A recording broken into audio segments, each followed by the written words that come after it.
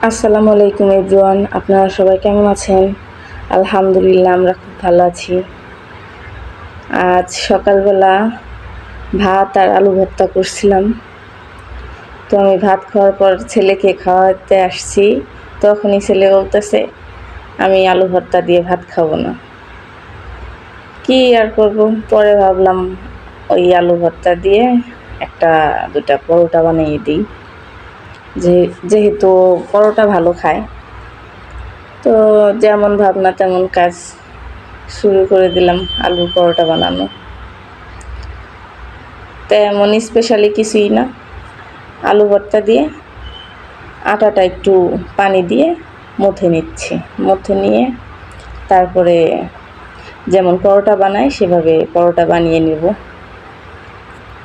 এই তো বানিয়ে নিলাম আলুর পরোটা আর দুধ চা।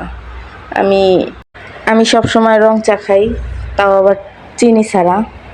তো আজকে যেমন একটু স্পেশাল খাবার সকালবেলায়, তার জন্য একটু দুধ চা বানিয়ে নিলাম। তারপরে মোহাম্মদের আব্বু একটা বিলের মাছ নিয়ে আসছে, রুই মাছ। মাছটা খুব তাজা ছিল, ভালো ছিল, ফ্রেশ।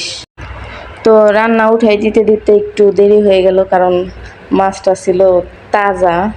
তো আমার তাজা মাছ কাটতে খুব ভয় লাগে, তো কখন সে মারা যাবে।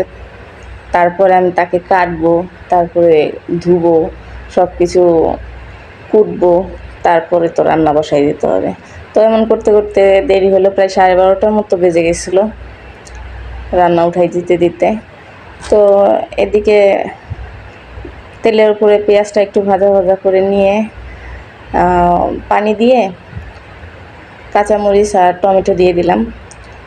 তারপরে প্রয়োজনীয় যত মশলা আছে সেগুলো দিব। এই যে এখানে আদা দিচ্ছি, তারপরে দিব জিরা বাটা আর হচ্ছে রসুন বাটা। তো আমি জিরা রসুন বাটাটা দিয়ে তারপরে হলুদের গুঁড়াটা দিব। হলুদের গুঁড়া দিয়ে তারপরে মরিচের গুঁড়া দিব।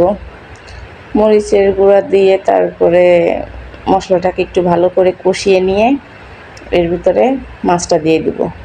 মাছটা দিয়ে একটু ভালো করে নেড়ে চেড়ে মাছটাকে কষিয়ে নেব। মাছটাকে কষিয়ে নিতে নিতে একটা কথা বলে রাখি, আপনারা যদি আমাকে ফেসবুকে দেখে থাকেন অবশ্যই আমাকে ফলো দিয়ে রাখবেন, আর যদি ইউটিউবে দেখে থাকেন অবশ্যই সাবস্ক্রাইব করে রাখবেন, আর বেশি বেশি করে লাইক, কমেন্ট অ্যান্ড শেয়ার করবেন, যাতে মানুষ বেশি করে দেখতে পারে আর বেশি মানুষের কাছে পৌঁছাইতে পারে। তো এদিকে অফ ক্যামেরায় আমি মাছটা উঠিয়ে নিছি, এর ভিতরে আবার আলুও দিয়েছিলাম। আর এখন পেঁয়াজটাকে একটু ভালো করে মিশিয়ে নিব। এরকম রান্না আমার শাশুড়ি করে, মাশাআল্লাহ, আমার শাশুড়ির রান্নার হাত খুব ভালো। আগে মাছটাকে কষিয়ে নিয়ে তারপর মাছটা উঠিয়ে তারপরে পেঁয়াজটাকে একটু ভালো করে মিশিয়ে নিলে তরকারি নাকি ভালো আসে, ভালো লাগে। নাকি বলতেছে জায়গা অবশ্যই ভালো হয়। আপনারা একটু চেষ্টা করে দেখেন এভাবে রান্না করে। তো এই পেঁয়াজটাকে ভালো করে মিশিয়ে নিয়ে পানি দিয়ে দিব প্রয়োজন মতো। পানি দিয়ে তারপরে মাছটাকে পানির ভিতরে দিয়ে দিব। তো এই ছিল আমার আজকের বিলের রুই মাছ রান্না। তো মাছটা রান্না করতে করতে একটু চুলাটা পরিষ্কার করে নিচ্ছি। এই তো মাছটা খুব ভালো ছিল, মাশাআল্লাহ, আলহামদুলিল্লাহ। আপনারা সবাই ভালো থাকবেন, সুস্থ থাকবেন, আমাদের জন্য দোয়া করবেন। আল্লাহ হাফেজ।